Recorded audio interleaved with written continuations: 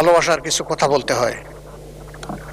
মাননীয় সদস্য এবং স্বরাষ্ট্রমন্ত্রী আমরা কালকে চলে যাওয়ার পরে আমাকে ভালোবেসে একটা কথা বলেছে। স্বরাষ্ট্রমন্ত্রী মিথ্যাকে সত্য হিসেবে চমৎকারভাবে পরিবেশন করতে পারেন। স্বরাষ্ট্রমন্ত্রী সালাউদ্দিন আহমদকে সত্যকে মিথ্যা এবং মিথ্যাকে সত্য হিসেবে চমৎকারভাবে পরিবেশন করতে পারেন বলে অভিযোগ তুলেছেন বিরোধী দলীয় নেতা ডক্টর শফিকুর রহমান। বৃহস্পতিবার 2 এপ্রিল ত্রয়োদশ জাতীয় সংসদের প্রথম অধিবেশনের 7ম দিনে পয়েন্ট অফ অর্ডারে দাঁড়িয়ে তিনি এই মন্তব্য করেন। স্পিকার হাফিজউদ্দিন আহমদ বীর বিক্রমের সভাপতিত্বে অধিবেশনে 2 নেতার মধ্যে এ নিয়ে বাকবিতণ্ডা হয়। এই জন্য শুধু তাকে ধন্যবাদ জানানোর জন্য আমি এখানে দাঁড়িয়েছি। মাননীয় স্পিকার, ধন্যবাদ, অসংখ্য ধন্যবাদ।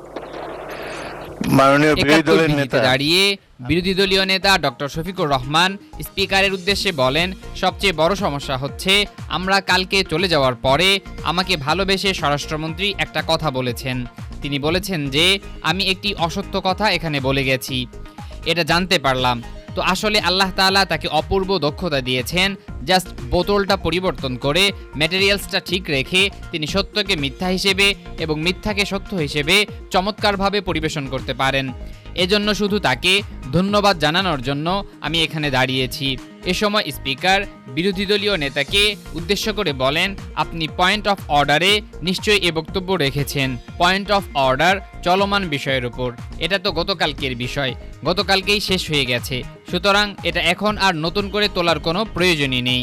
স্পিকার এ সময় স্বরাষ্ট্রমন্ত্রীকে উত্তর দেওয়ার প্রয়োজন নেই বলে জানালেও বিরোধী দলীয় নেতা আরও কিছু বলতে চান কিনা তা জানতে চান।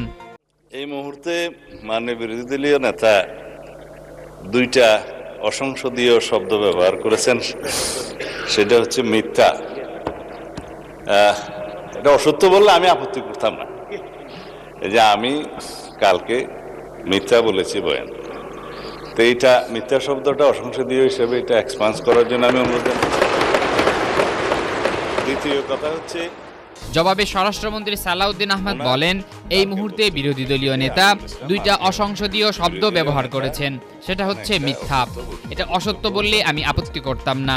এই যে আমি কালকে মিথ্যা বলেছি বয়ান, তো এই মিথ্যা শব্দটা অসংসদীয় হিসেবে এটা এক্সপান্স করার জন্য আমি অনুরোধ জানাচ্ছি।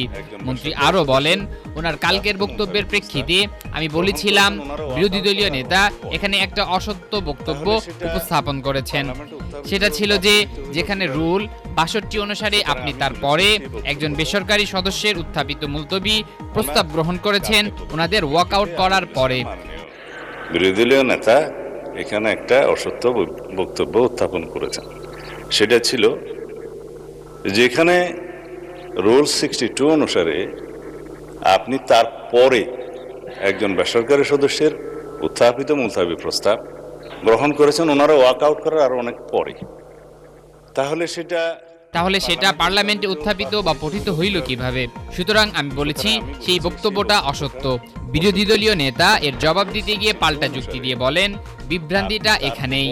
একই বিষয় একই প্রস্তাব একজন স্বতন্ত্র সংসদ সদস্য এনেছিলেন, সেই প্রস্তাবটি ভিন্ন নামে গতকাল এসেছে, শুধু নাম বদল হয়েছে, প্রস্তাবটি একই আছে। আমি তো আগেরটা জানতাম বলেই বলেছি, এখানে আমি কোনো ভুল তথ্য দেইনি। সেই বক্তব্যটা অসত্য। ধন্যবাদ মাননীয় স্পিকার। মারুফ বিল্লাহ, আজাদীর খবর।